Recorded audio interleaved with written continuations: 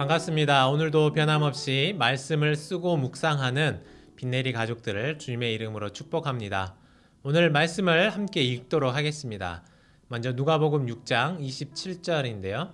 27절 그러나 너희 듣는 자에게 내가 이르노니 너희 원수를 사랑하며 너희를 미워하는 자를 선대하며 28절 너희를 저주하는 자를 위하여 축복하며 너희를 모욕하는 자를 위하여 기도하라. 31절 남에게 대접을 받고자 하는 대로 너희도 남을 대접하라. 35절 오직 너희는 원수를 사랑하고 선대하며 아무것도 바라지 말고 꾸어주라. 그리하면 너희 상이 클 것이요 또 지극히 높으신 이의 아들이 되리니 그는 은혜를 모르는 자와 악한 자에게도 인자하시니라. 아멘. 오늘도 원수를 사랑할 수 있는 용기라는 제목으로 말씀을 나눌 때에 하나님께서 우리에게 많은 은혜를 더하시기를 원합니다. 혹시 여러분들은 어렸을 적에 누군가와 싸워본 적이 있으십니까? 아마도 여자분들은 그런 경우가 많지 않겠지만 남자분들은 많이 있으셨을 것 같은데요. 그렇다면 어떤 이유로 싸우셨는지 기억이 나십니까? 정의를 수호하기 위해서, 또 약자를 보호하기 위해서 싸우셨습니까? 아니면 내가 기분이 나빠져서, 또 누군가 나를 괴롭히니까 못 참고, 혹은 내가 성격이 못돼서 여러 가지 이유가 있었을 것 같습니다. 어렸을 적 저희 부모님은 절대로 남을 때려서는 안 된다, 싸워서는 안 된다, 예수 믿는 사람은 그러는 거 아니라고 가르치셨습니다. 오른뺨을 맞으면 왼뺨을 대라고 가르치셨어요. 그래서 어릴 적 동네에서 저보다 작고 또 힘도 없는 애들이 괴롭혀도 싸움 한번 해본 적 없었던 기억이 나는데요. 지금 생각하면 참 미련한 놈이었다는 생각이 들기도 합니다. 그런데 오늘 말씀을 보니까 누군가 나를 괴롭히는데도 참고 오히려 그 사람을 용서해 주는 게 사실 쉬운 일이 아니라는 생각을 하게 되었습니다. 오히려 주먹 쥐고 달려들어서 같이 싸움박질하는 게 쉬울 것 같다라는 생각도 들기도 합니다. 오늘 예수님께서 우리에게 주시는 말씀을 보시죠.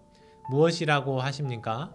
눈에는 눈, 이에는 이, 이게 아니라 성경은 저주하는 자를 참으라 이것도 아니고 저주하는 자를 축복하라고 말씀합니다.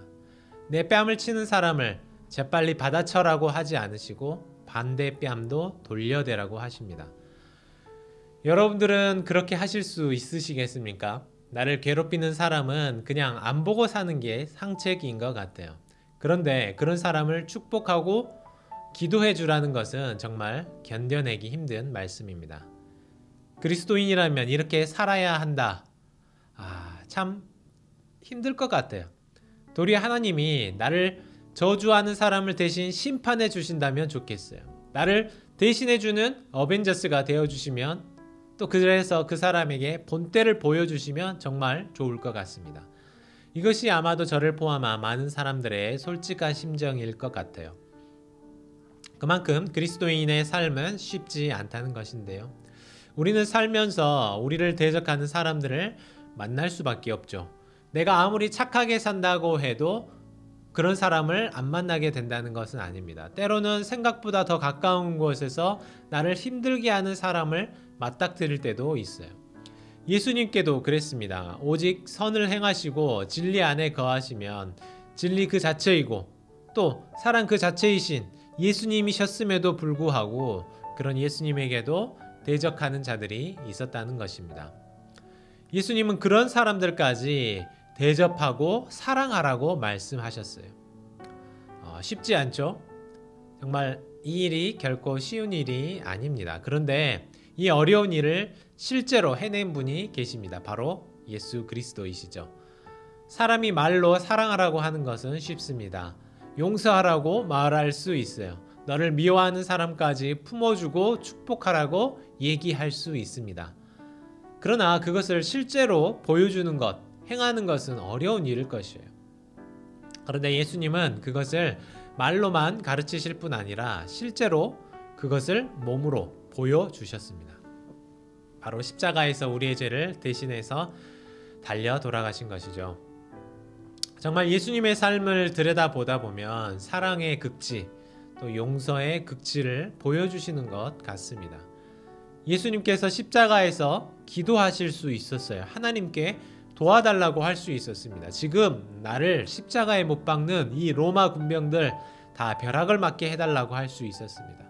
나를 십자가에 매달아라고 소리치던 많은 유대인들, 출애굽 때에 그랬던 것처럼 땅을 갈라지게 만들어서 모두 다 불구덩이 속에 쳐넣을 수도 있었습니다.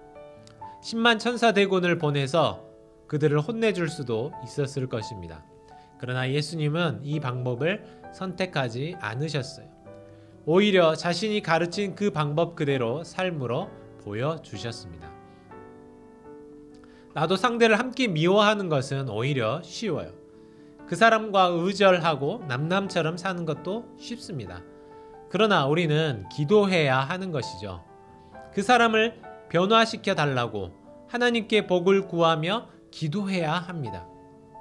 우리가 그렇게 할 때에 하나님은 이런 예수를 닮은 나의 삶을 통해서 영광을 받으시고 또 우리 삶 위에 열매를 맺게 하실 것입니다. 원수를 사랑한다는 것은 사실 무작정 받아주고 잘못된 생각까지 품어주는 것은 아니에요. 엄밀히 따지면 이것은 잘못된 사랑입니다. 우리가 자식을 사랑한다고 해서 잘못된 행동을 반복하는데도 오냐 오냐 하면서 용서해 준다면 그것은 사랑이라고 할 수 없어요. 마찬가지로 우리가 악인을 대할 때에 그것을 다 포용해 주는 것이 아니라 참된 변화의 자리로 나아갈 수 있도록 기도해 주면서 똑같이 악한 마음으로 대하는 것이 아니라 선한 마음을 품는 것입니다. 31절은 우리에게 많은 것을 알려주고 있습니다. 이렇게 말씀하고 계세요. 남에게 대접을 받고자 하는 대로 너희도 남을 대접하라. 사람은 참 이기적이어서 내가 먼저 선한 마음으로 상대를 대하기보다 남이 나에게 해주는 만큼 나도 반응하려고 하는 경향이 있는 것 같습니다. 그래서 나에게 잘해주는 사람은 나도 역시 잘해주지만 그렇지 못한 사람은 더 이상 베풀어주고 싶지 않습니다. 우리가 먼저 베풀어주는 사람이 되었으면 좋겠습니다. 먼저 대접해주는 사람이 되면 좋겠습니다. 먼저 용서해주고 먼저 선한 마음으로 누군가를 대해줄 용기를 갖고 있다면 우리가 사는 세상이 더욱 따뜻해지지 않을까 생각해 봅니다. 오늘 말씀을 생각하시면서 함께 기도하면 좋을 것 같은데요. 하나님, 저는 여전히 작고 옹졸해서 사랑하지 못합니다. 용서하지 못합니다. 먼저 대접하지 못합니다. 이런 나를 불쌍히 여기시고 용서하옵소서. 그리고 오늘 내가 먼저 사랑하기를 원합니다. 용서하기를 원합니다. 대접하기를 원합니다. 이렇게 기도하는 하루가 되시기를 바랍니다.